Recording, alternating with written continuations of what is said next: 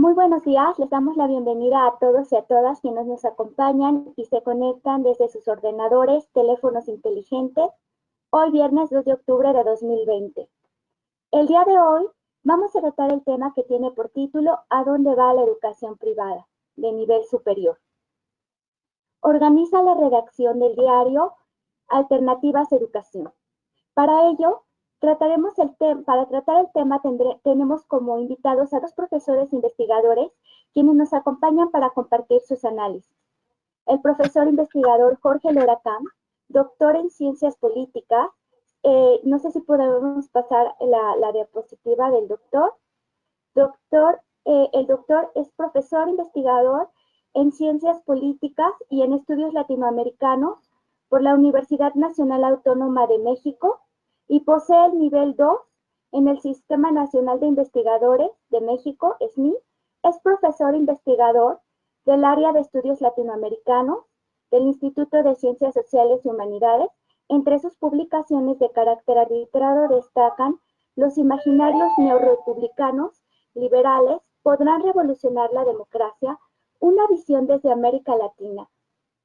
También la Universidad Neoliberal y la crisis educativa, de cómo año tras año llegaron las evaluaciones. De igual manera nos acompaña el doctor Bonifacio Doroteo Pérez Alcántara, doctor en Ciencias de la Educación, y se desempeña como profesor del doctorado de Educación en la Universidad de España y México. Así también es aspirante al Sistema Nacional de Investigadores de México, profesor investigador en la Facultad de Geografía de la Universidad Autónoma del Estado de México. Entre sus publicaciones de carácter arbitrado destaca el análisis de trayectorias escolares de estudiantes de la licenciatura en Geografía de la UAMX, y también inserción y trayectoria laboral de los geógrafos graduados de la UAM, cohortes 2003 a 2015. Los doctores nos acompañan para exponer sus análisis en el tema de educación privada de nivel superior, acorde a 3 rondas de participación, para después pasar a la sesión de preguntas, mismas que se rescatarán de la caja de comentarios que registren las y los asistentes que nos acompañan durante la transmisión o por el grupo de WhatsApp quienes realizaron un preregistro en el formulario. Pues para iniciar el tema, porque el tema importa, en México los particulares también concentran parte de la matrícula e imparten la educación en todos los tipos y modalidades en los términos que establece la ley. Por su parte, el Estado les otorga a los planteles particulares el reconocimiento de validez oficial de estudios que realizan para que realicen las tareas sustantivas de la educación. Es así que tenemos estudiantes que cursan en escuelas particulares hoy día durante el ciclo 2020 y 2021. Y por el momento histórico que estamos viviendo de pandemia mundial, el tema ha hecho que adquiera una importancia capital para hablar sobre el mismo. En referencia a la educación de nivel superior, que se imparte y se cursa después del nivel medio superior, podemos decir que el nivel superior se compone por niveles de técnico superior universitario, profesional asociado, licenciatura, especialidad, maestría y doctorado. Hoy, según lo van exigiendo las competencias, las circunstancias, se requiere de una detenida valoración sobre sus desafíos, conveniencias, circunstancias. Es precisamente que a este tipo de reflexiones está dedicada la mesa de hoy. Doctores, es un gusto, al igual que a los asistentes que nos acompañan, es un gusto tenerlos aquí. Bienvenidos. Vamos a comenzar con la participación, si les parece, del doctor Jorge Lora Camp y posteriormente estará la participación del doctor Bonifacio Doroteo Pérez Alcántara. Si gusta pasarme la primera pregunta, ¿la podemos poner en pantalla, por favor? ¿Qué podemos esperar? Ok, gracias. ¿Qué podemos esperar de la educación privada de nivel superior? Adelante, doctor Camp. Lora Camp. Sí, bueno, buenos días. Lo primero que debo decir es agradecer la invitación. Siempre es bueno intercambiar reflexiones para, porque eso nos permite, voy a apagar mi teléfono, perdón, no hace que me interrumpa. Nos permite también a nosotros volver a pensar sobre muchos asuntos que a veces dejamos de lado. O sea, por ejemplo, en mi caso no es mi especialidad la sociología de la educación o la economía de la educación o la educación en general. Sino que tengo ya más de 40 años de trabajo en la docencia universitaria, en múltiples universidades del país y de fuera del país. He trabajado en Perú, en Bolivia, en Estados Unidos, bueno, en muchos lugares. Y creo que todos los que tenemos esta experiencia tenemos algo que decir sobre la educación. Bueno, en mi caso he escrito varias cosas al respecto. Bueno, y ya como tenemos poco tiempo, nos centramos en la pregunta. Según nosotros, México pertenece a la OCDE, o sea, la Organización para la Cooperación y el Desarrollo Internacional. Este organismo fue creado después de la Segunda Guerra Mundial para la reconstrucción de Europa. O sea, tiene que ver directamente con el Plan Marshall. Eso fue en el año 1948, me parece. Bueno, el año 64 ya comienza a tener un perfil más definido. Y bueno, a lo que voy es a que este organismo, donde están 37 países, los más desarrollados del mundo supuestamente, consideran que México está en el último informe del año 2019, nos dicen que México ocupa el último lugar. Eso obviamente es de acuerdo a sus concepciones, a sus pretensiones, a sus fundamentos para evaluar la educación, ¿no? Obviamente. O sea,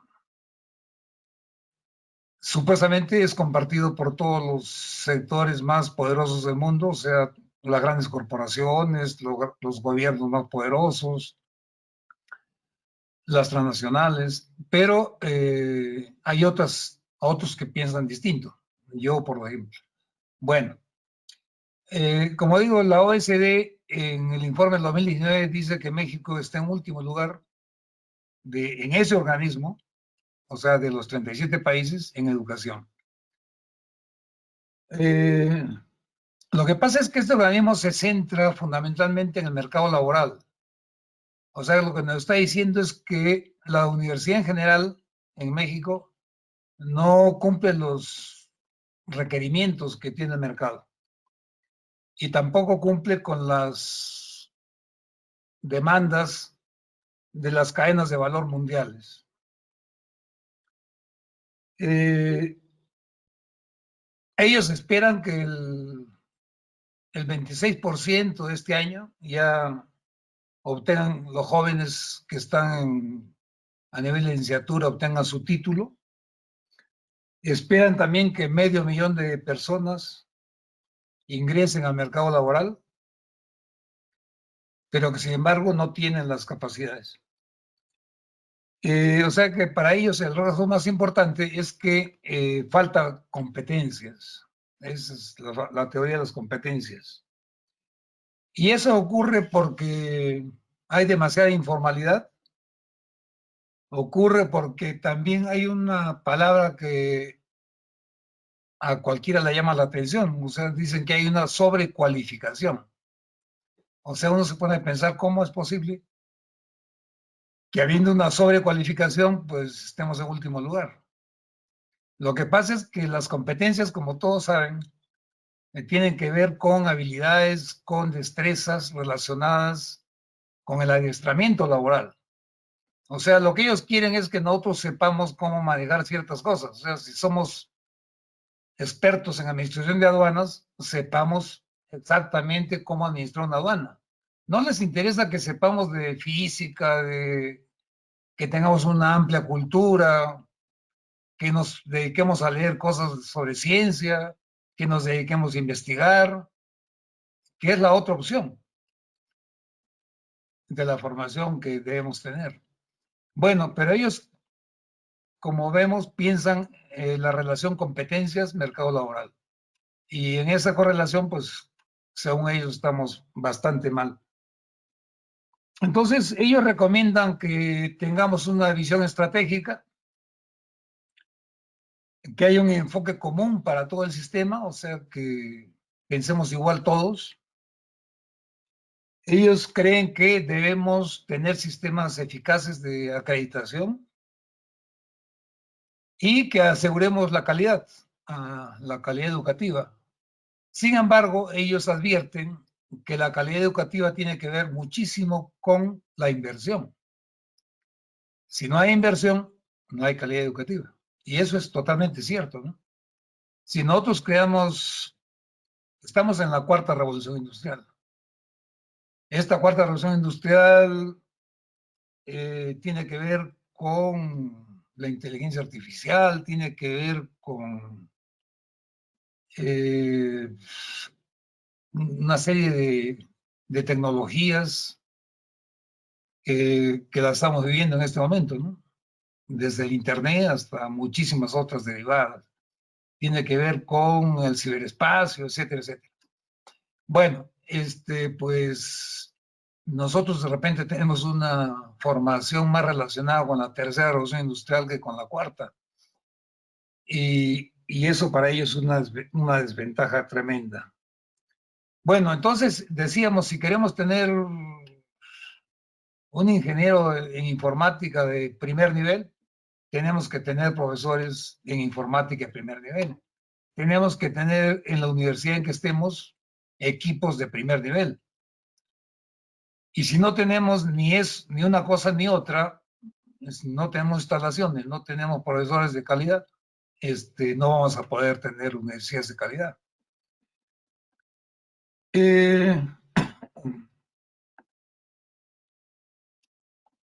Bueno, un tercio de las 3.762 instituciones de educación superior son públicas y por lo tanto 2/3 son privadas. Sin embargo, las universidades públicas e institutos de educación superior públicos tienen más o menos el 70%, se calcula, de los estudiantes a nivel nacional. Lo que también nos dicen ellos es que nos falta diversidad, o sea, lo que pasa es que todas las universidades privadas, o la gran mayoría, estudian, o sea, están muy preocupadas por el marketing, muy preocupadas por tener más alumnos. Entonces, los estudios que hacen son los mismos, ¿no? O sea, nos fijamos, nos preocupamos por ver qué mayor demanda hay de carreras. Entonces, si las demandas son de derecho, por ejemplo, todas las universidades tratan de tener esa carrera. Si otra demanda importante es la contaduría, pues tendremos que crear contaduría. Y así. Entonces, las carreras que tienen que ver con esta cuarta revolución industrial, pues no aparecen, ¿no? O no aparecen, pero no solo por eso, sino también porque son carísimas. Digamos, las últimas, si queremos tener medicina con especialidades de última generación, llamémosles, pues va a estar muy difícil que lo tengamos, ¿no?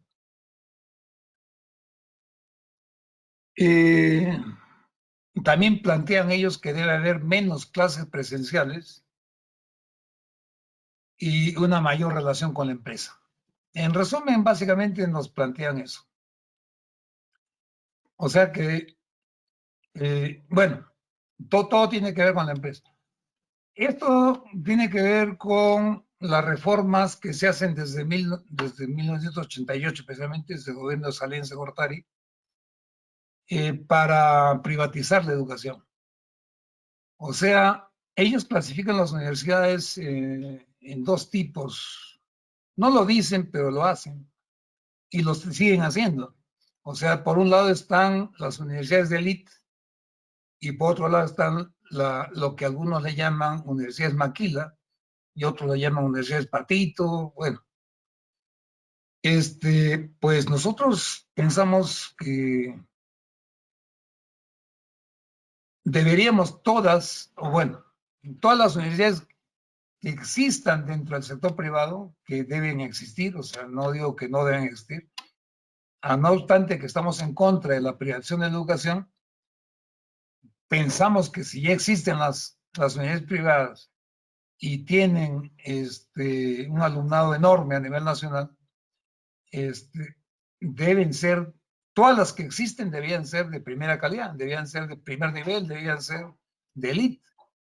O sea, ¿por qué solamente tenemos a la universidad, la UPAE, por ejemplo, aquí en Puebla?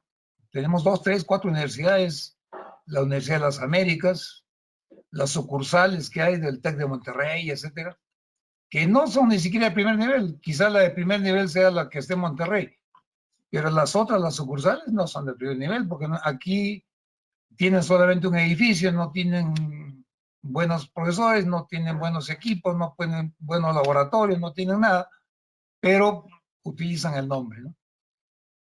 Entonces, bueno, decíamos, ¿cuánto tiempo tengo? Si no me dicen, me sigo yo hasta la noche. ¿En qué? ¿Cuánto? Señor moderador. Doctor, está súper bien, doctor. Muy bien. No lo queríamos interrumpir porque justo es muy importante todos los análisis que está haciendo. Ya. Pero no, al contrario, ahorita ya en la siguiente intervención igual podemos continuar para que tampoco cortemos sus análisis. Gracias. Muchas gracias, doctor Jorge Loracán. Me parece fundamental lo que ha señalado. Voy a cerrar. Gracias. Voy a cerrar esta parte. Bueno, decía que desde el 88, para no dejarlos a medias con esta idea, desde el 88 se comienza a tratar de cambiar la universidad. Pero solo unas destacan, como estamos diciendo, las de élite, y otras no. Dentro de las otras, muy pocas, o sea, hay una lucha permanente por lograr avances. Entonces, yo no estoy informado bien sobre si la universidad privada tiene subsidios estatales, pero yo creo que nos debemos autoevaluarnos todas las universidades y ser muy serios en pensar en hacer el mayor gasto para mejorar la universidad privada en términos de calidad. Y si faltan recursos, considerando que deben tener un número determinado de doctores, de gente con posgrados, gente a tiempo completo, etcétera. Si falta presupuesto, considerando, digo, que los gastos básicos que debe tener toda universidad, deberían ser subvencionadas por el Estado.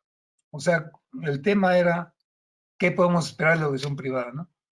Entonces, podemos esperar mucho de la universidad privada en la medida en que el Estado apoya a la universidad privada.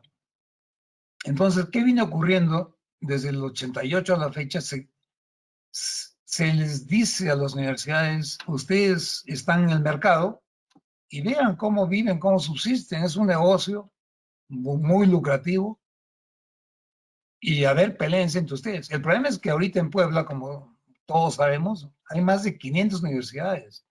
Después de la Ciudad de México, somos la ciudad, el estado y la ciudad con más universidades del país.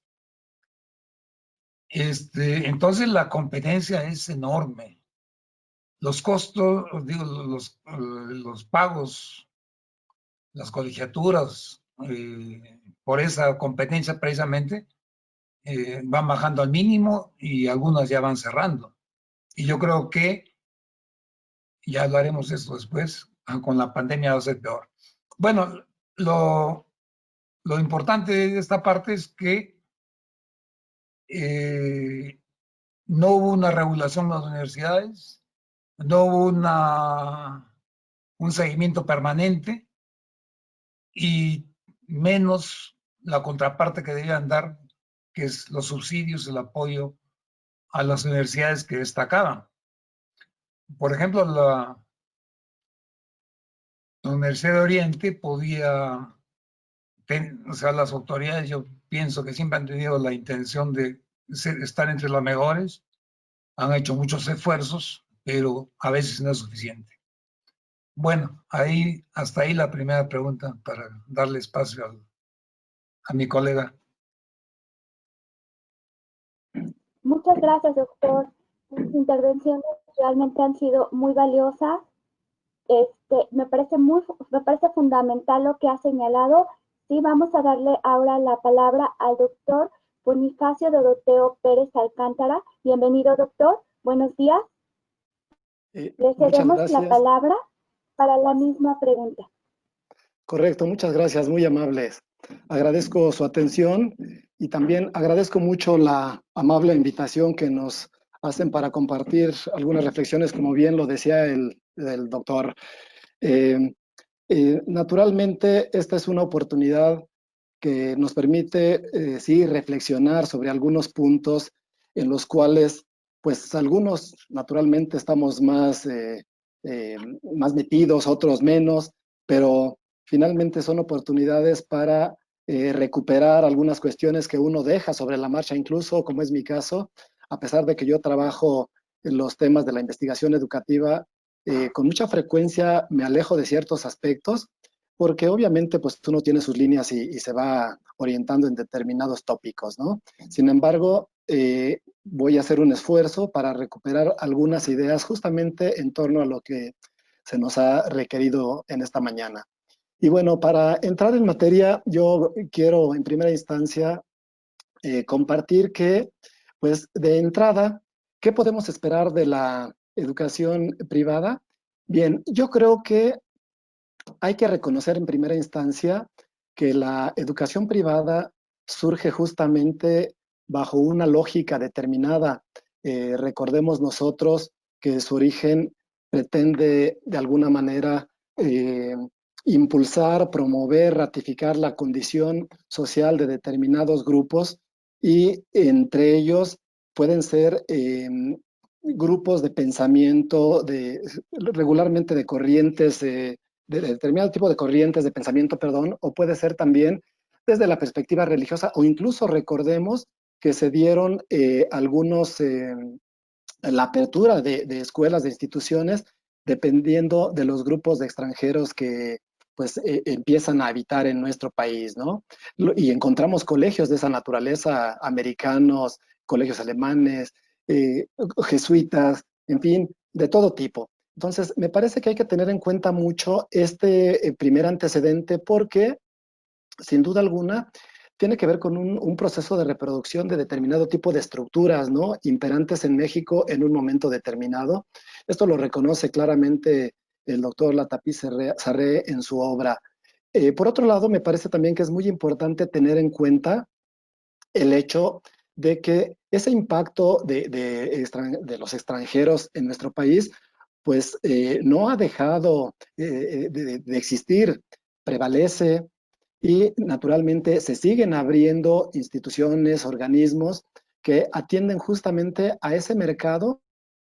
Sus razones deben de tener, atienden a un mercado determinado como hay otros grupos de poder que atienden a determinadas élites, podríamos decirlo así, porque incluso recordemos que en este país se ha considerado que la gente que tenemos acceso a la educación superior somos considerados como privilegiados, y de hecho es así, pero más aún quienes en algún momento, quienes no tenían la posibilidad de acceder a la educación y acudían a la educación privada, no era una educación o una oferta plural, en realidad era sumamente limitada. Hoy se ha abierto un poco más, ya más adelante trataremos un poco el punto, pero eso sin duda alguna también me parece que hay que considerarlo para ir pensando en qué podemos esperar de la educación.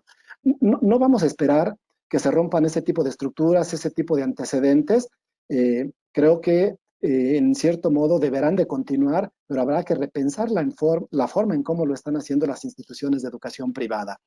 Eh, un punto que me parece también muy importante es que hay que revertir un poco esfuerzo histórico que se hizo o que se ha hecho en nuestro país sobre promover que pues, los alumnos de escuelas privadas son pues, de una clase distinta, son los privilegiados que tienen el acceso a los circuitos de poder, etcétera, etcétera. Y si en un momento fue así, la universidad tiene que pensar, la universidad privada tiene que pensar hoy, pues que no debe de ser así. La universidad privada tiene que democratizarse también, y de hecho creo que en buena medida se está haciendo, se está diversificando, no como debiera ser. Creo que su cobertura sigue siendo todavía muy baja en relación con la matrícula nacional, pero me parece que va caminando en el camino correcto. Sin embargo, tocaremos algunos otros puntos más adelante que pueden incidir en ello. Creo yo que la universidad privada tiene que revertir, tiene que pensar en la brecha que existe en este país en materia educativa, como consecuencia justamente de la falta de atención del gobierno, de la falta de atención oficial, de la falta de reconocimiento de la geografía nacional. Este país es multicultural y se le quiere dar un tratamiento único como si fuera una condición o un país homogéneo, ¿no? Y no es posible. Las diferencias en el territorio nacional son abismales desde el punto de vista geográfico, social, económico, cultural, y pues deberíamos de pensar en atender en esa dirección en materia educativa, ¿no? Naturalmente, las condiciones del norte no son las mismas que del sur o del centro, las del occidente, por ejemplo. Entonces, pues hay que tener una modalidad distinta, una alternativa distinta para que funcione bien nuestra educación, como en los países del norte de América, ¿no? Donde pues realmente no existe un solo sistema educativo nacional, no está centralizada la educación, se descentraliza a nivel provincial e incluso estatal, de tal manera que pues el monstruo del sistema educativo se disemina, se diversifica y se puede manejar de mejor manera. Entonces, creo que en ese tenor y siguiendo esa vertiente, debería de atender una mayor cobertura, naturalmente, y por algo se reformó también la Constitución el año pasado, por algo se está planteando ahora en el programa sectorial de educación, que por cierto se acaba de presentar hace prácticamente 3 meses, porque se orienta justamente a ello, a una mayor cobertura, equidad. También, indudablemente, la iniciativa privada tiene que pensar en la calidad de la educación, porque no dudo que hay instituciones privadas de reconocido prestigio, que es más, muchas de ellas tienen programas reconocidos en el padrón de CONACYT, por ejemplo, tienen programas certificados por distintos organismos evaluadores, pero la gran mayoría no los tienen y no le han apuntado en esa dirección. Me parece que es un área de oportunidad muy, muy significativa y además tienen los recursos y posibilidades para hacer este tipo de procesos. Creo yo que ante esta circunstancia que vivimos, ante esta experiencia para la cual no estábamos muy preparados, también debemos de pensar en una estrategia de sistemas multimodales, ¿no? Coincido con el doctor y con la intención de la OSD en el sentido de que se vincule la formación con el mercado laboral, pero coincido en parte porque las universidades no deben de generar mano de obra barata, las universidades deben de generar gente pensante, analítica, capaz no de buscar empleo, sino de promover empleo, gente emprendedora. Creo que ese es un reto que la universidad privada, que la iniciativa privada tiene que buscar, tiene que direccionar adecuadamente para tener pues todavía mucho más éxito, ¿no? Finalmente, creo también que hay un área de oportunidad muy significativa entre las instituciones de educación privada y es que exista una mayor contribución, mayores interacciones, mayor cooperación entre ellas. Como bien se señalaba en mi currículum, yo trabajo para la iniciativa privada también en materia educativa y noto mucha desarticulación, problemas en procesos de producción, manejo de programas, personal académico, etcétera, etcétera, que podrían favorecer a todos. Realización de eventos, movilidad estudiantil, etcétera, que facilita y que favorezca la calidad educativa, ¿no? Entonces, Creo que se tiene que diversificar, coincido ahí con el doctor, se tiene que diversificar la oferta, pero no solamente desde el punto disciplinar, también se tiene que diversificar desde el punto de vista espacial, una mayor cobertura en aquellas áreas donde verdaderamente se necesita. ¿Y quién es mejor que los inversionistas conocen las necesidades reales y además las demandas específicas que se tienen en cada lugar, en cada rincón de este país? Ellos pueden ofertar o ofrecer alternativas educativas ad hoc a los contextos, a las realidades que tanta falta nos hacen para promover el desarrollo local y regional.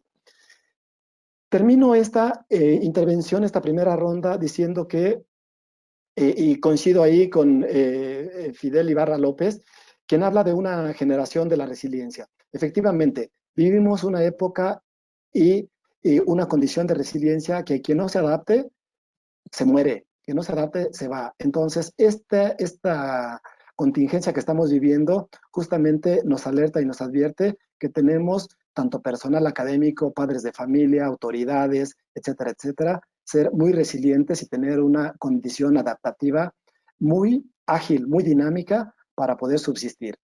Esa sería mi opinión al respecto. Gracias por su atención.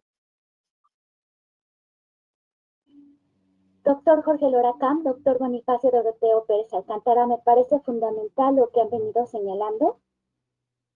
Y justamente a partir de todo esto que nos han venido compartiendo, estas reflexiones, estos análisis, me parece que en el corto, el mediano y el largo plazo, pues hay compromisos en la educación de nivel superior. Entonces, como es el ejemplo de impulsar la expansión, la diversificación de la oferta educativa de tipo superior, escolarizada y no escolarizada, los criterios de excelencia académica, la equidad, la inclusión, la pertinencia. Ahora sí, si gustan apoyarme con la siguiente pregunta. En pantalla, por favor. ¿Cuáles son las alternativas que tienen para continuarse con un país con profundas crisis? Vamos ahora a cambiar un poco la dinámica de la intervención. Empezaríamos primero con el doctor, con el doctor Bonifacio Doroteo Pérez Alcántara y luego el doctor Jorge Loracam. Adelante, doctor Bonifacio, le cedo la palabra. Muchas gracias, a sus órdenes. Muy bien, pues bueno, siguiendo la línea que comentaba previamente, quiero iniciar mi reflexión justamente bajo tres vertientes.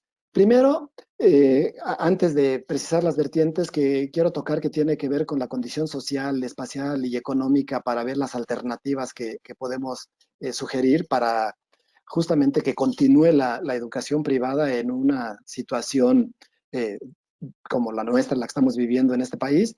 Quiero señalar, quiero destacar que el viejo paradigma sugería que los estudiantes que cursaban educación superior eran privilegiados, como lo decía hace un rato.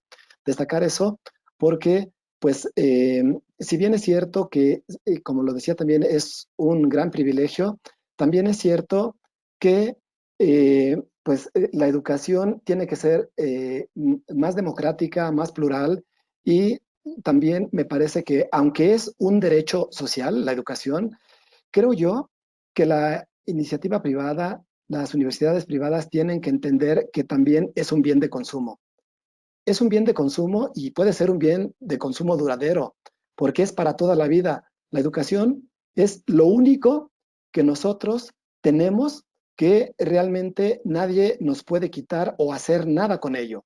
Entonces, es sí, un derecho social, pero insisto, puede constituirse como un bien de consumo, y si se atiende esto desde la iniciativa privada, sin duda alguna que puede continuar de manera sistemática con el desarrollo, con la oferta, con su propuesta educativa. Bien, voy a abordar, insisto, desde tres perspectivas mi argumento en este sentido para plantear las alternativas. Y lo ligo justo con lo que decía. La iniciativa privada tiene muy buenas opciones. Solamente basta con que revise o con que conozca la estructura de la población y sexo de este país. Somos más de prácticamente 100 millones de habitantes en México, Y si bien es cierto que hace algunos años, hasta la década de los 80s, 90s, la población mayoritariamente era infantil, después joven, seguida de los adultos y al final los adultos mayores, totalmente como una pirámide, esa era la estructura que teníamos como una pirámide natural. Pues a partir de este siglo las condiciones han cambiado y ustedes lo saben, la oferta educativa que mayormente se demandó en ese tiempo era educación infantil. Posteriormente transitamos a una educación media básica, ¿verdad?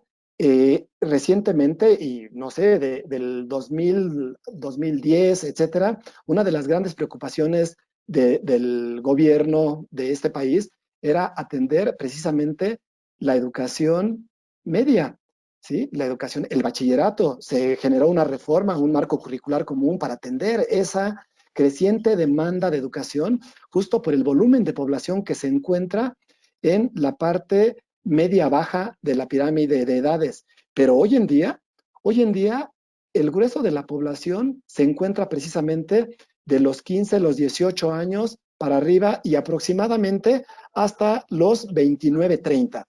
Y ahí está un mercado potencial que tiene que verse, que tiene que atenderse porque demanda constantemente de servicios educativos en todo el territorio nacional y prioritariamente en las áreas metropolitanas, en las ciudades de este país. Tenemos más de 50 zonas metropolitanas en México, en prácticamente todo el país, que concentran una gran cantidad de población y ahí hay un mercado muy, muy fuerte. Entonces, es fundamental que las universidades miren en esta dirección, solamente con la intención de ilustrar un poco lo que estoy comentando.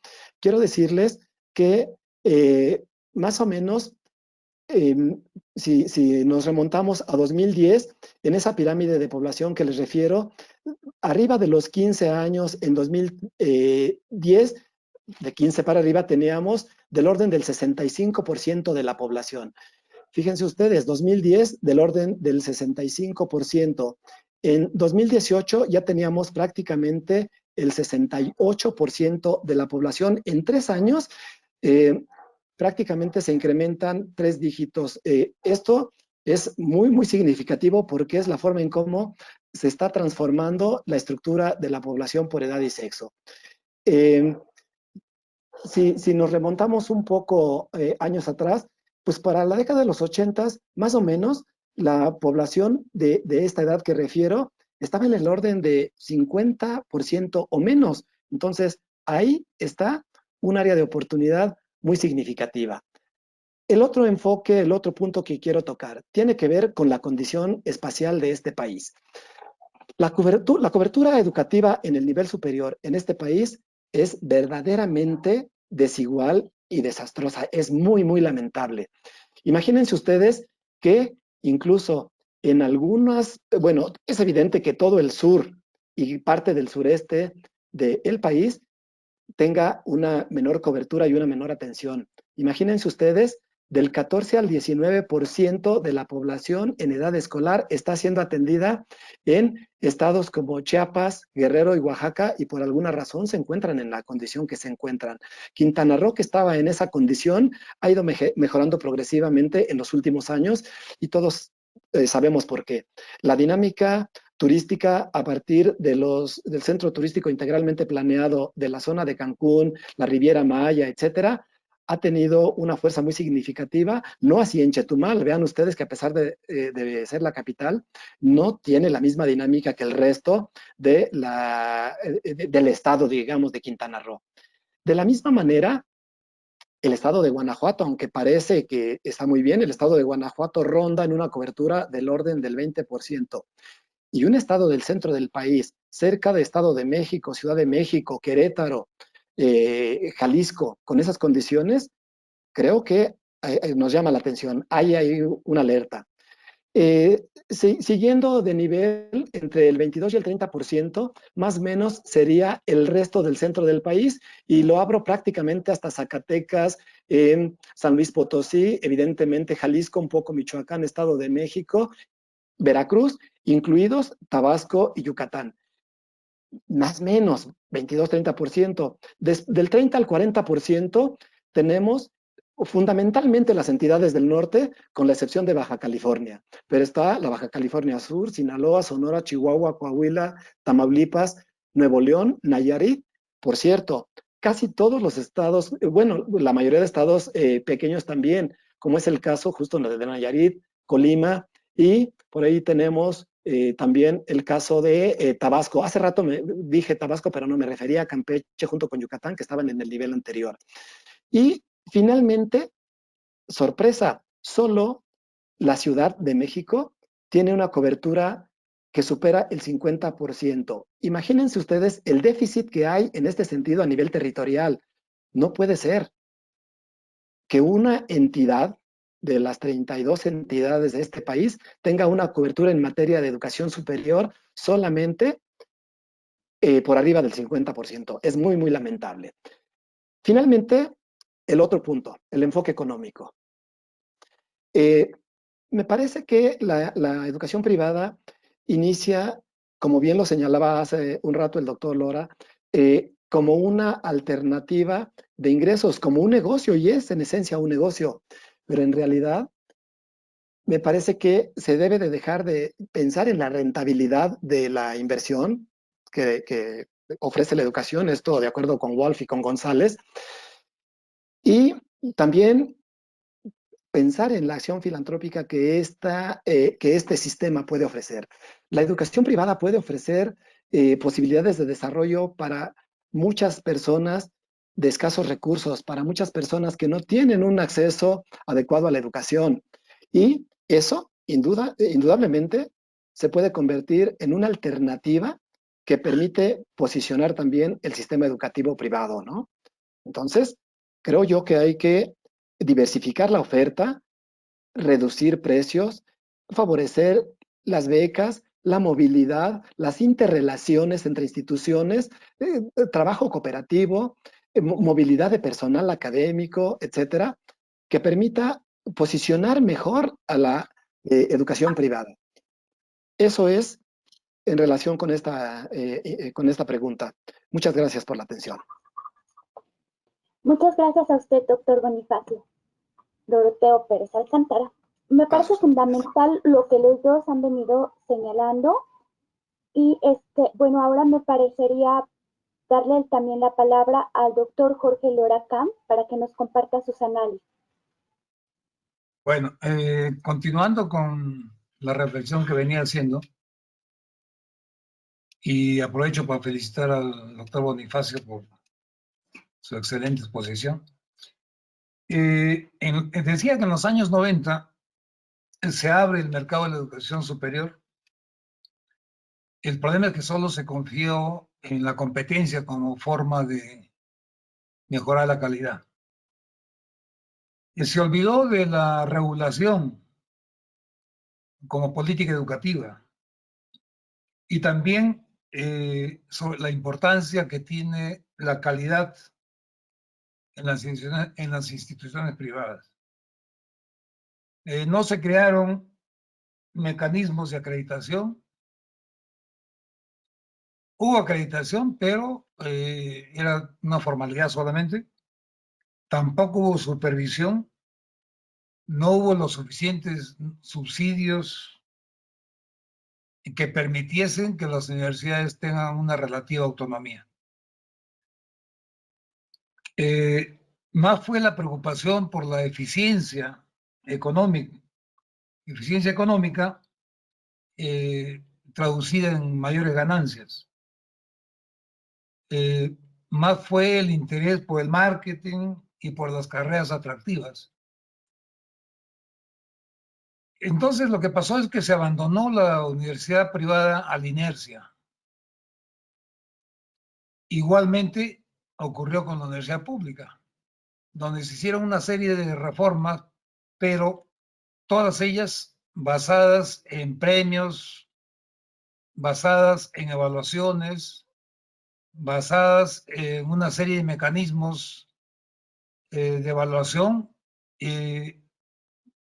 y eso hacía que cada profesor esté sometido a a 3, 4 evaluaciones al año hechas por la Secretaría de Educación Pública, a través del famoso PRODE, hechas a través de la propia universidad, a través de las vicerrectorías de posgrado e investigación, otras evaluaciones hechas por la misma facultad en la que uno trabaja, evaluaciones de si uno pertenece al Sistema Nacional de Investigadores, otra evaluación. Entonces uno se pasaba en la universidad pública una cuarta parte del año resolviendo problemas de evaluación. Tengo críticas muy largas y profundas sobre la universidad pública, pero lo voy a dejar a un lado. Pueden leer mis artículos cuando tengan tiempo. Ya lo voy a pasar a los organizadores. Bueno, entonces, con la cuarta transformación, con el gobierno que tenemos hace un par de años casi, esperábamos que se considere a la universidad privada como un bien público, porque si bien las universidades son privadas, su función es fundamentalmente pública. Pero no se hizo eso. Quizás por la estrechez económica que vivía el Estado, también tiene que ver seguro con las políticas neoliberales que han continuado, o sea, las políticas neoliberales que colocan como centro a la inversión privada y al mercado han continuado, no han sido modificadas. Por haber seguido las presiones de la OECD, muy bien el profesor Bonifacio ha hecho en criticar a la OECD. Yo también soy muy crítico, porque ya lo diré al final, lo que necesitamos es una formación integral de cada estudiante, y esa sobrecualificación que critica la OECD yo creo que es importante en el sentido de que lo que nosotros necesitamos es una formación integral, una formación donde se nos enseñe filosofía para ubicarnos en este mundo, para saber qué hacemos, por qué vivimos, para qué, que sepamos que necesitamos, que nuestra vida no está supeditada solamente a la laboral. Nuestra vida tiene que ver con la cultura, tiene que ver con la naturaleza, tiene que ver con el arte, tiene que ver con muchas cosas que debemos conocer y debemos vivirlas. Bueno, eso lo desarrollaremos en un rato.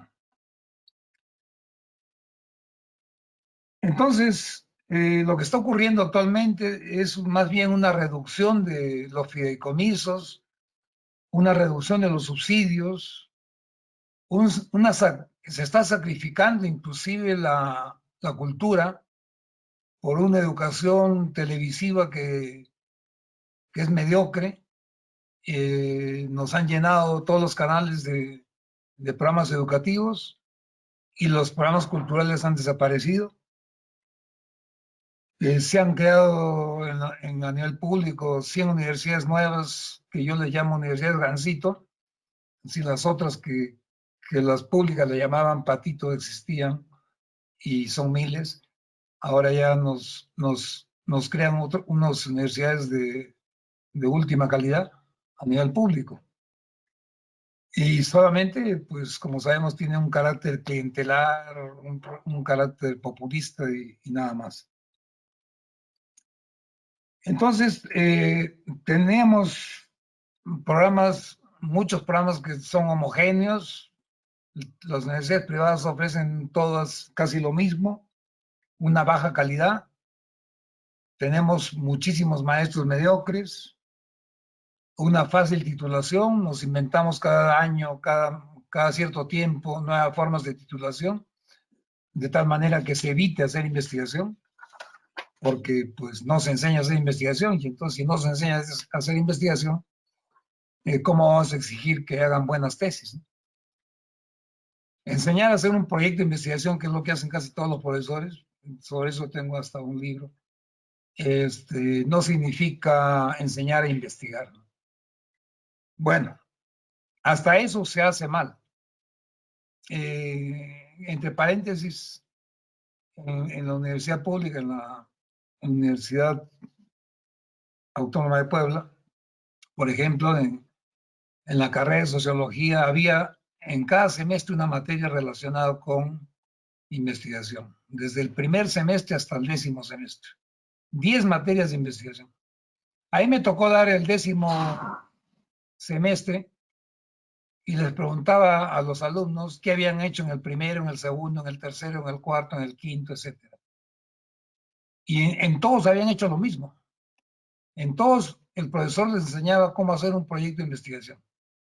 Entonces ya tienen un PowerPoint sobre eso.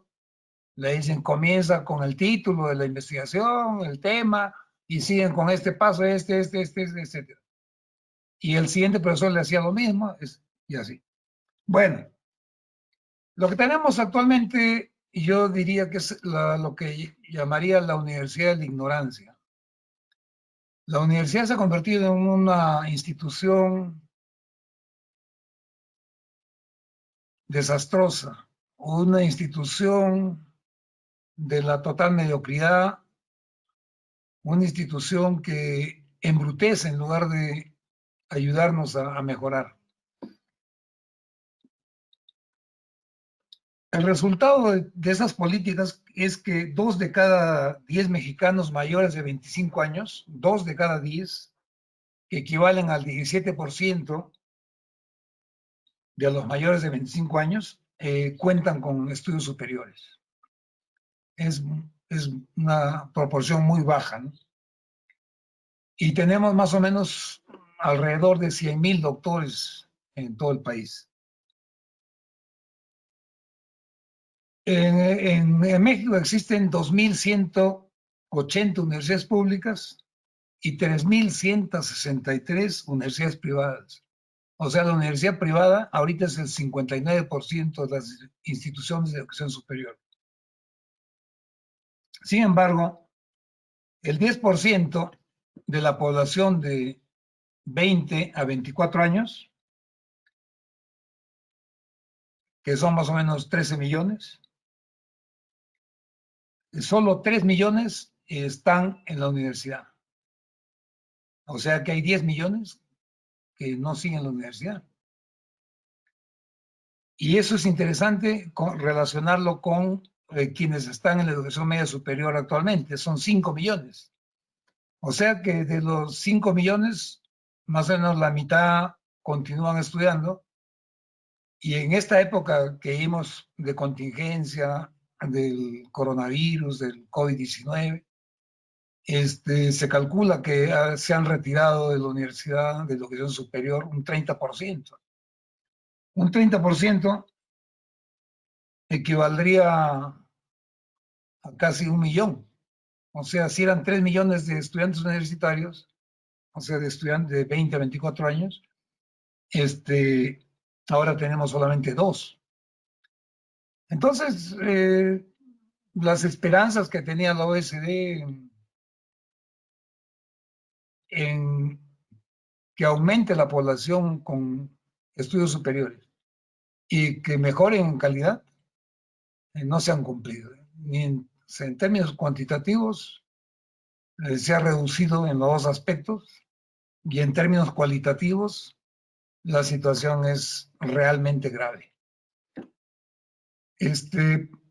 ¿Cómo superar eso? Pues eso lo tocaremos en el siguiente punto.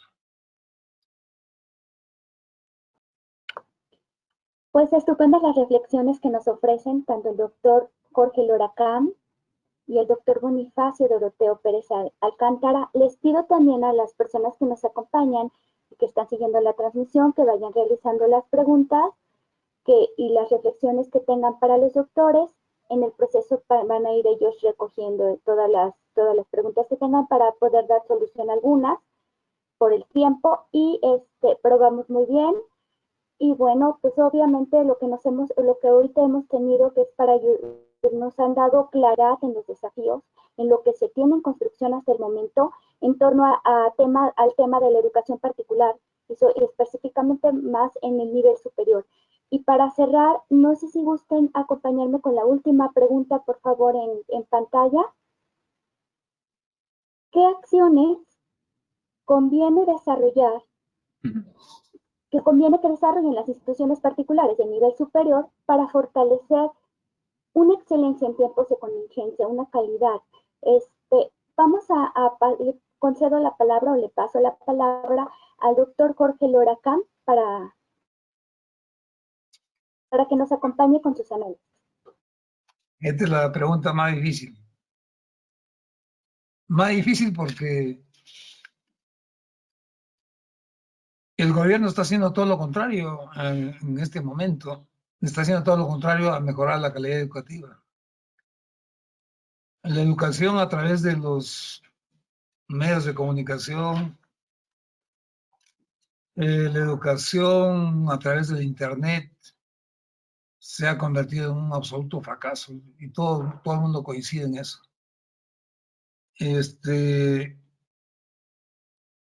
No sé qué proporción de los estudiantes ni siquiera cuenta con el equipo necesario para estar en contacto con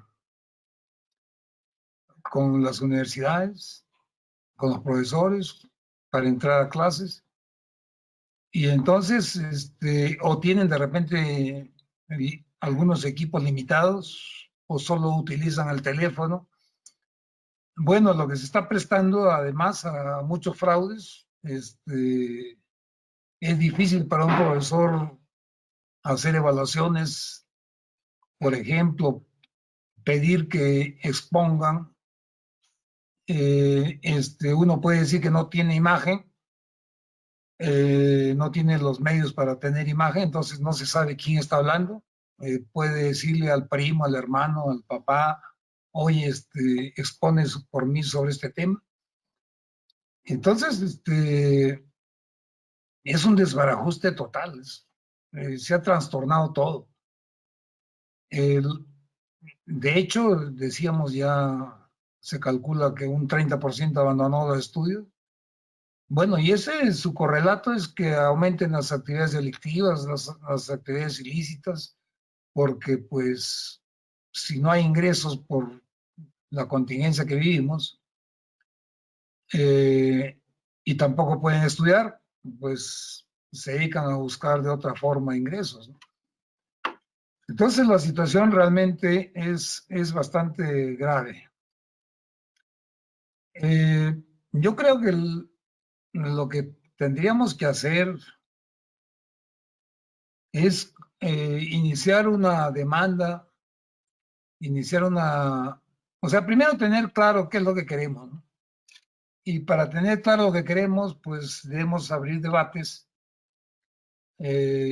públicos. El problema es que hasta eso nos limita la situación de emergencia que vivimos, ¿no? Pero, sin embargo, es posible de repente buscar reuniones a través de estos medios, de los que estamos utilizando en este momento, para ir debatiendo las necesidades urgentes que tienen las universidades. Sabemos que algunas universidades ya tienen problemas graves. Un problema también que se está dando es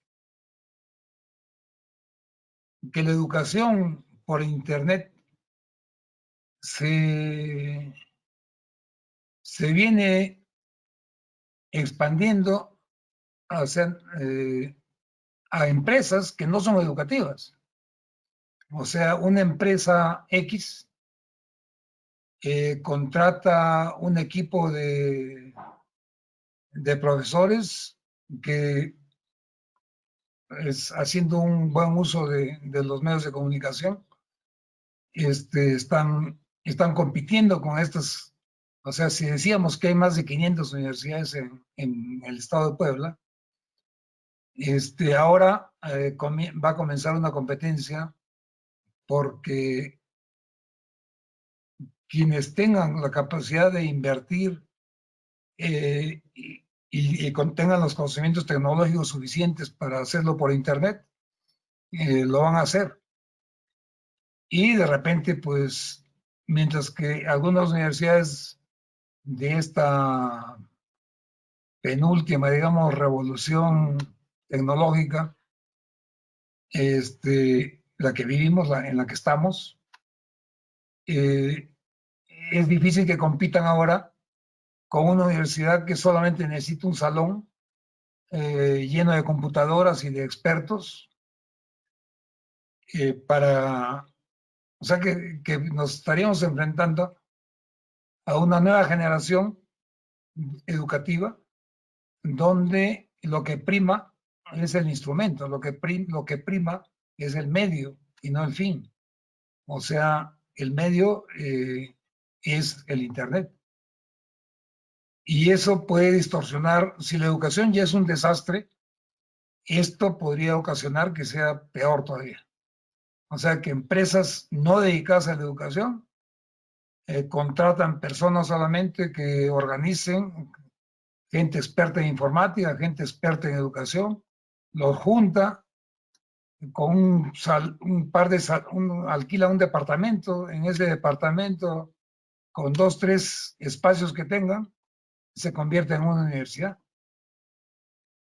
O sea, si ya la universidad está deteriorada, si ya la universidad tiene problemas, si ya la universidad está en crisis, pues, ¿por qué? O sea, primero estaba casi centrada la universidad como bien público y a cargo también de entidades públicas. En otro momento se abren las privadas, ya hemos visto que son más las privadas que las públicas, y este momento que vivimos, si continúa así, y muchas cosas se van provocadas por la pandemia, se van a quedar. O sea, van a aprovechar de que se abre un nuevo espacio empresarial y van a crear estas nuevas universidades. Entonces, ya se han inventado también como 20 formas de titulación, creo. Hay de las formas más extrañas de titularse, pero se siguen creando y se seguirán creando para facilitar la matrícula, ¿no? O sea, yo digo, me voy a inscribir en esta universidad X porque en esta universidad tengo la seguridad de salir sin mayor esfuerzo. O sea, basta que escriba de repente 3 cuartillas sobre mi experiencia en la universidad y con eso ya me titulo. Entonces, se degrada aún más la calidad educativa, ¿no? El problema es que cómo competimos así, toda esta mayoría de universidades privadas, dentro de las cuales la mayoría son de ínfima calidad, con las universidades de primera calidad privadas y públicas. Entonces, vamos a tener un título al que nadie le presta atención. O sea, en el mercado laboral, vamos y decimos, sabe que soy egresado de la Universidad Patito Juan Pérez, y pues entonces el empleador le va a decir, sí, pues si ibas a ganar 3,000 pesos mensuales, como tienes tu título, ganarás 3,500, pero te vas a ocupar de la limpieza, te vas a ocupar de quién sabe qué. Entonces el título ya no va a servir para nada, ¿no? Entonces ese es el gran peligro que vivimos. Entonces, sí, yo creo que hay que tomar acciones y creo que la iniciativa que está tomando esta universidad es importante porque son temas que en otras universidades no se quiere debatir. No se quiere decir algunas cosas que estamos diciendo el profesor que nos acompaña y el que habla. Prefieren callarse y seguir solamente pensando en lo lucrativo que puede ser la universidad privada, que ya ni siquiera es lucrativa, ¿no? O sea, era lucrativa cuando de repente eran 100 universidades, pero ahora con más de 500 universidades ya no es lucrativa. Entonces, excepto que tengan un mínimo de calidad.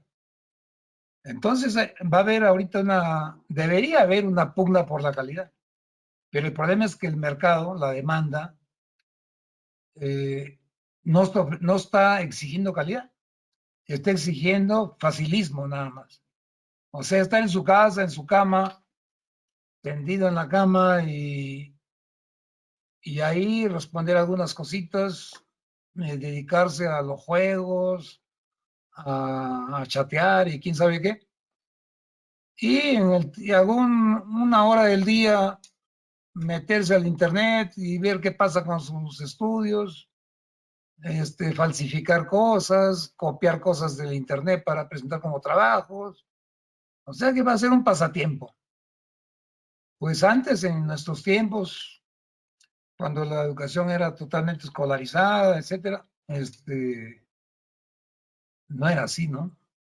Entonces, por más que la universidad tampoco haya sido una maravilla antes, era mucho mejor que la que está viendo ahora, ¿no? Entonces, para fortalecer la calidad educativa en estos tiempos de contingencia, pues está ocurriendo. El problema es que el Estado está haciendo todo lo contrario de lo que debería hacer. Y está, por ejemplo, la universidad privada podía integrarse al Sistema Nacional de Investigadores. Esa opción, que yo la estoy viviendo en este momento, no las cortaron. O sea, yo soy miembro del Sistema Nacional de Investigadores. Dije, voy a jubilarme, me jubilé hace casi 2 años, pero me voy a integrar a esta universidad en la que estamos ahorita. Pero fueron desconocidos los convenios y nos dejaron fuera de ese apoyo que nos daban mensualmente. Entonces, eso, el problema es que tenemos el salario, que no es nada bueno, pero es mejor que muchos profesores a tiempo determinado, pero no tenemos posibilidades de investigar con esa. Entonces, realmente el subsidio del SNI a cada investigador, en mi caso, me servía para investigar. Entonces, ahora que estoy libre, digamos, sin ocupación definida, me dedico a investigar, pero con todas las limitaciones que nos dan los ingresos suficientes que nos dan, pero no como para investigar. Entonces, en estos tiempos de contingencia, cuando el Estado va retirando subsidios, va retirando apoyos, y ahorita, bueno, lo que están diciendo es que el retirar ese tipo de apoyos, acabo de escucharlo al presidente hace un rato en su mañanera, tiene que ver con la corrupción.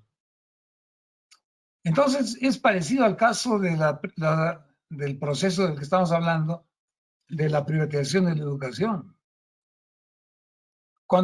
Y no solo eso, sino todas las reformas neoliberales, que cuando se privatizan más de 1.300 de las grandes empresas que tenía el Estado, se justifican justamente porque había corrupción.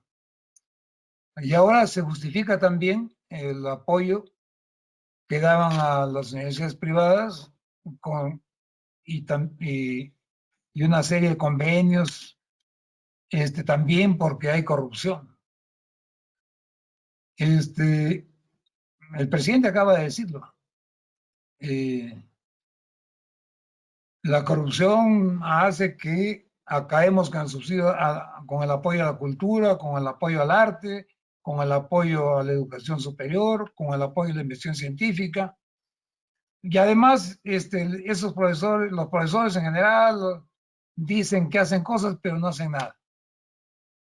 Pues mientras lo real es también que mientras no haya un proyecto de desarrollo nacional que sea consistente, que tenga claridad sobre qué hacemos en relación a la cuarta y quinta revolución industrial que ya estamos viviendo, de las tecnologías 5G, etcétera, no sabemos hacia dónde vamos, ¿no? Entonces, quienes dirigen la cuarta transformación están pensando solamente en tecnologizar más la educación, en utilizar más los TIC, las tecnologías de información y comunicación, están haciendo acuerdos con las grandes empresas como Google, Microsoft, etcétera, para encargarles casi la educación a ellos. O sea, dicen que luchan contra el neoliberalismo y en realidad están siendo más neoliberales que los anteriores, que las llamadas, como ellos le llaman, las mafias que existían en la política. Entonces, yo creo que pues hay que dar una lucha por exigir apoyo para mejorar la calidad educativa de la universidad privada. O sea, ahora más que nunca es necesario ese apoyo. Quizá un poco antes no era tan necesario, pero ahora nos meten en la competencia. O sea, tenemos que competir con empresas que no son educativas, pero que dan servicios educativos y tienen lo último en tecnología. O sea, la universidad privada, digo, ¿no? O sea, antes, digamos, la universidad privada competía con la pública. Competía relativamente, digamos, ¿no? Pero ahora, esta universidad privada que se creó a raíz del proyecto neoliberal de los años 80, fines de los 80, con Salinas de Gortari, ahora tiene que competir con otro conjunto de monstruos empresariales, de grandes corporaciones internacionales, mundiales, globales, como son Microsoft y todas estas, que quieren apoderarse de la educación a nivel global. Entonces, pues, la universidad privada va a estar entre dos fuegos, ¿no? Entonces, lo que debía hacer la universidad privada, la universidad particular, es evitar que estas universidades se ocupen de la educación, porque cada país debe tener su sistema educativo orientado a sus particularidades y al proyecto de país que quiere. Entonces, no puede ser una educación así totalmente homogénea, donde las grandes transnacionales de la informática y la comunicación se encargan de la educación global. Entonces, hay que rechazar ese tipo de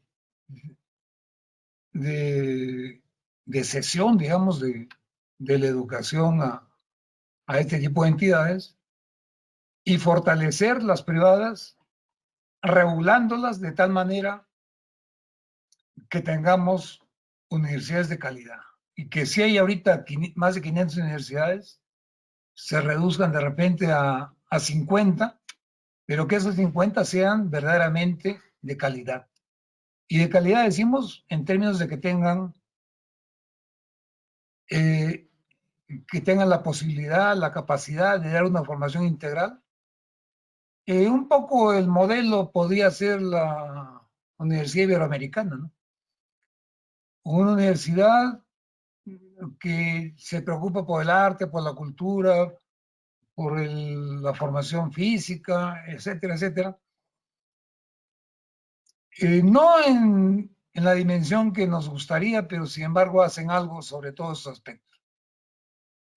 O sea, la Universidad Jesuita, porque tiene una experiencia secular, una experiencia de cientos, creo que son más de 100 años en educación, y lo hacen bien en el país en que estén, ¿no? Y ese debería ser un poco nuestro modelo, ¿no? A esa universidad sí, yo creo que tiene subsidios, tiene apoyo estatal. La Universidad de las Américas probablemente también, que no es el modelo que me gusta a mí, es una universidad más del modelo mediocre norteamericano, ¿no? Pero, ¿por qué no pensar en eso, ¿no? En que, o sea, que si nosotros estamos en la Universidad de Oriente, por ejemplo, sintamos que estamos en una buena universidad, tengamos expectativas de futuro, pensemos que vamos a poder competir a nivel ya como profesionistas, y que vamos a recibir buenos posgrados, etc. Esa es la expectativa que yo desearía y lo he comentado con algunas autoridades de esta universidad y quizá por eso se nos ha invitado a platicar, a reflexionar con ustedes al respecto, ¿no? Bueno, eso sería fundamentalmente.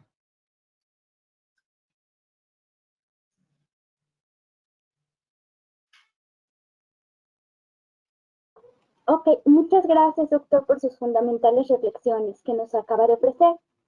Ahora quisiera ceder la palabra al doctor Bonifacio Doroteo Pérez Alcántara con la misma pregunta. ¿Qué acciones conviene que desarrollen las instituciones particulares de nivel superior para fortalecer la excelencia en estos tiempos de contingencia o la calidad?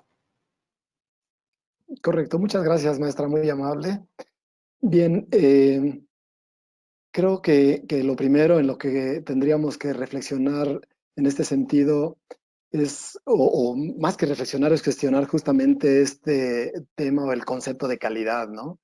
El concepto de calidad es polisémico y todo mundo tiene su concepto de calidad. Si revisamos el planteamiento de la UNESCO, por ejemplo, que debería ser el organismo central, que es el organismo que rige la educación a nivel mundial, pues debería de ser el mejor. Sin embargo, se centra en determinado tipo de aspectos que tienen que ver, por un lado, con las características de los estudiantes, el contexto, los insumos de que se valen las instituciones para el proceso enseñanza-aprendizaje, que también es un tema relevante, pero fundamentalmente se centra en los resultados. Entonces, cuestionemos eso, si eso es lo que necesita verdaderamente la educación, resultados, estadísticas, números, ¿no? La OSD tiene también su propio concepto, naturalmente, pero como bien se ha comentado en esta mesa, como bien lo señalaba el doctor, es criticable la orientación no solamente del concepto, de las acciones que rigen los sistemas educativos en los países miembros de dicha organización, de dicho organismo, ¿no? Fundamentalmente, la exigencia de la OSDE es la vinculación entre la política de Estado, justamente con indicadores de vinculación con el mercado laboral, con la producción tecnológica, etcétera, etcétera. Y veanlo ustedes en nuestro país, cómo han crecido las universidades tecnológicas y no solamente las universidades, sino desde los bachilleratos tecnológicos, apuntalando precisamente todo ese tipo de iniciativas. Entonces, por eso insisto, me parece que sería muy conveniente cuestionar el tema de la calidad educativa, que por cierto, en México, pues a partir de la 4T, pues no se usa el tema de calidad educativa, ahora hablamos de excelencia o debemos de hablar de excelencia educativa, ¿no? Y en realidad me parece que la calidad educativa debe de responder más que a una serie de indicadores, de números, de exigencias de política nacional o internacional, debe de responder efectivamente a las necesidades sociales, debe de generar condiciones de bienestar social, de libertad, de igualdad, democracia, etcétera. Eso me parece que podemos entender, o esa podemos entenderla como la verdadera función social de la educación. Los números, finalmente, en este y en muchos otros países se matizan, se manejan en función de determinado tipo de requerimientos y eso me parece que es muy, muy delicado. Entonces, creo que la primera cuestión en este sentido sobre la pregunta es reflexionar en torno al tema de la calidad. Otra cosa que me parece también muy importante y que surge en este tiempo de contingencia, por eso lo toco, es que naturalmente hay otro tipo de indicadores y que también se están cuestionando en este momento y tiene que ver pues con la asistencia, con la formación, con la convivencia, la formación ciudadana, los hábitos de estudio, etcétera, etcétera, que indudablemente se trastocaron en su totalidad en este momento. ¿Cuál convivencia? ¿Cuál retención? ¿Cuál equidad? ¿Asistencia? Si bien es cierto que es una condición especial, pues ese tipo de indicadores hoy están superados completamente.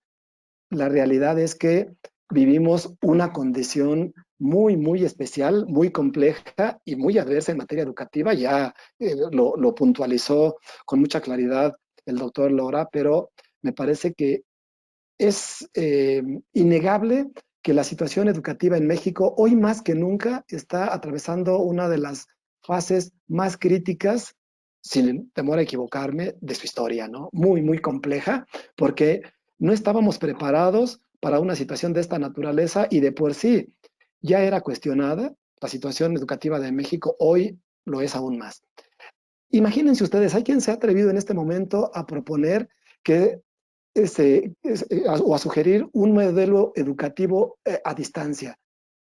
¿Cómo un modelo educativo a distancia de marzo a la fecha parece, si no estamos cocinando enchiladas, ¿no?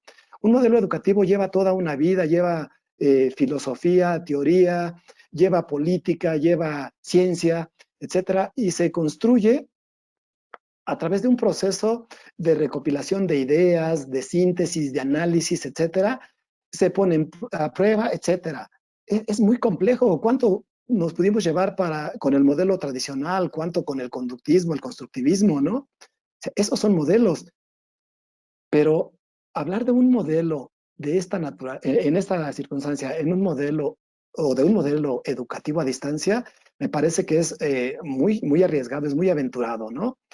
Y esto lo señala Ibarra López, pero por otro lado también creo, o mejor dicho, yo creo que habría que considerar, y ahí coincido un poco con Luis Alan Acuña, que por cierto ha estado por ahí en algunos eventos, hemos coincidido allá en Puebla, en la Universidad de Oriente, cuando habla que más que realmente de un modelo educativo, se requiere en realidad de una situación de cambio en la estructura pedagógico-didáctica, perdón, que se reestructure ante esta circunstancia y después de esta circunstancia. Eso me parece que sí es muy importante, con la intención de que exista una verdadera justicia social, nuestro compromiso social con los estudiantes a través de formas distintas de hacer y de enseñar en las universidades y en todos los niveles educativos, ¿no? Coincido en parte con él porque creo que tampoco es solo eso. Creo yo también que es muy importante entender y reconocer que para poder tener éxito en tiempos de contingencia, tendríamos que tener mejores condiciones de igualdad en muchos aspectos. Accesibilidad territorial, accesibilidad virtual, accesibilidad en equipos, etcétera, etcétera. Hay lugares en este país, y ustedes lo saben bien, que no solamente no tienen internet o no tienen equipos de cómputo, simplemente que no tienen energía eléctrica, y estamos pensando en calidad educativa en esas circunstancias. Me parece que tendríamos que pensar simple y sencillamente en ofrecer educación, de que hubiera una educación que garantice los aspectos mínimos esenciales para estas personas que no tienen acceso como la gran mayoría de la población de este país. Coincido con el doctor Lora cuando habla precisamente de la falta de visión y de atención del gobierno en muchos aspectos que tienen que ver con la parte educativa. Como bien lo señalaba hace un rato, algunos países del norte de América y del norte de Europa, pues fincan el éxito de su educación en una serie de actividades no solamente académicas, culturales, deportivas, la lectura, ¿no? Fundamental, que la práctica en vez de la teoría, como ocurre en nuestro país. Entonces, son muchas cosas las que deberían de tenerse en cuenta justo para fortalecer dicha calidad o la excelencia educativa en este tiempo. Sé que son muchos, muchos los retos que tiene este país, pero yo quisiera puntualizar algunas acciones que me parecen relevantes. Primero, como decía desde un principio, ofrecer alternativas viables, ad hoc a las circunstancias reales de cada lugar, de cada región, de cada rincón de este país. Eso me parece que las autoridades lo conocen muy bien, las autoridades lo saben, los ayuntamientos, los gobiernos estatales, o al menos deberían de conocerlo, si no es que no lo saben, ¿no? Cubrir precisamente la iniciativa privada, la educación privada, tiene que cubrir esas brechas, cubrir esos vacíos que el gobierno no ha observado. Eso creo que es fundamental. atender, sí, las funciones sustantivas para las que se crean las universidades, la docencia, la investigación. Se ha dejado la investigación en las escuelas, como bien lo señalaba el doctor, se ha dejado de lado. Tenemos problemas, yo en doctorado tengo problemas muy serios porque hay gente que llegó al doctorado que nunca ha hecho una investigación, que jamás se tituló haciendo una investigación. Entonces, es muy complejo. No puede producir un proyecto o desarrollar una investigación seria y consistente si no ha vivido la experiencia de la investigación en licenciatura y maestría, ¿no? Por estas modalidades de la titulación cero. Ahora también el programa cero, ¿no? Que pues no exigen, más bien es abrir oportunidades, pero sin una garantía de calidad que creo que tendrá que cuidar mucho la iniciativa privada o la educación privada. No es solamente ir a la escuela, no es solamente educación o formación disciplinar, ¿no? La educación es integral, requiere mucho más que el simple trabajo pedagógico didáctico. Por último, creo que un rasgo fundamental que tiene la educación justamente es la interacción social que hoy se ha visto tan limitada.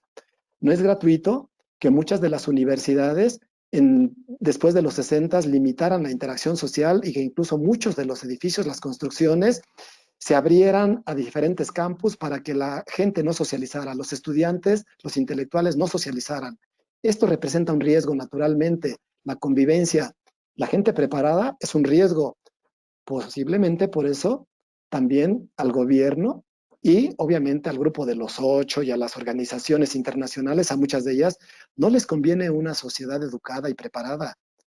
Es mejor tener gente que obedezca, mano de obra, etcétera, centrada en hacer más que en pensar. Eso me parece un alto riesgo y pues un riesgo que se contagia, ¿no? Ya lo estaba señalando el doctor muy puntualmente hace rato. La calidad educativa de las universidades públicas se ha demeritado notablemente. ¿Por qué no rescatar eso desde la perspectiva privada y favorecer justamente dicha calidad, ¿no? Que no se continúe en esa tendencia porque las universidades de por sí no están siendo apoyadas, no están siendo impulsadas, me refiero a las públicas, con estos resultados que podemos derivar a partir de tiempos de contingencia, pero también a partir de el poco interés de parte de autoridades, personal académico, administrativo, de los propios estudiantes, pues puede ser un alto riesgo para nuestro país. Entonces, pues mucho cuidado en ese sentido, porque pues la calidad educativa va en una tendencia a la baja constante en este país y si no se hace algo, quién sabe qué pueda pasar. Estamos, sí, de entre los países aparentemente desarrollados, pero de nada sirve si estamos en el último lugar, ¿no?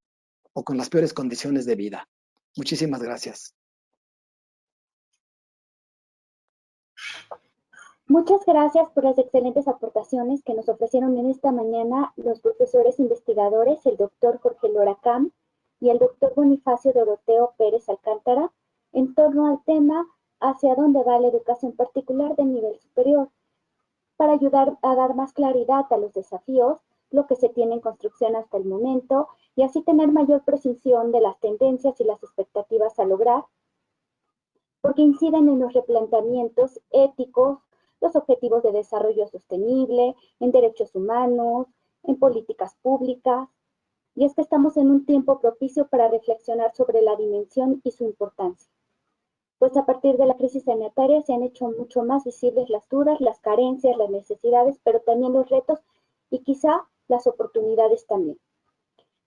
Debido al tiempo, tenemos como un poquito corto el tiempo, pero sí me gustaría pasar a un comentario de los asistentes con respecto a, nos comenta aquí Lupita Barradas Guevara. Felicidades, mis queridos doctores. Considero que sus aportaciones son objetivas y puntuales. Rosario Canales, buenos días, mis felicitaciones a los doctores por sus reflexiones. No quisiera dejar a nadie sin contestar.